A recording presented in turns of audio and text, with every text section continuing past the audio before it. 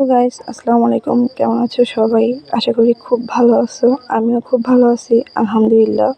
আমার মতো কে কে চা লাভাররা আছো বলবা একটু। আর আমার মতো কে কে দুধ চা লাভাররা আছো অবশ্যই কমেন্টে জানাবো। আমার তো বিকেলবেলা চা না হলে একদমই ভালো লাগে না, তাই ঘুম থেকে উঠেই আমি চা বানাইতে চলে গেলাম।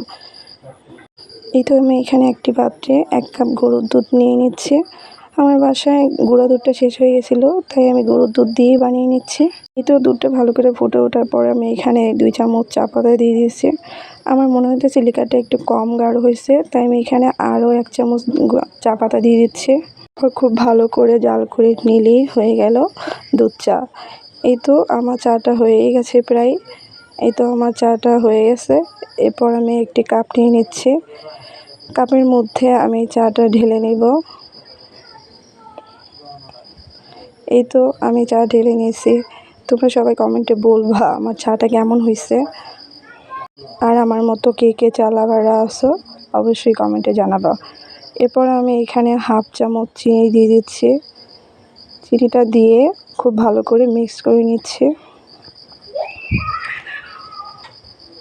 এই তো আমার চিনিটা মেশানো হয়ে গেছে। এরপর আমি একটা বিস্কিট দিয়ে আমার চাটা খেয়ে নিচ্ছি।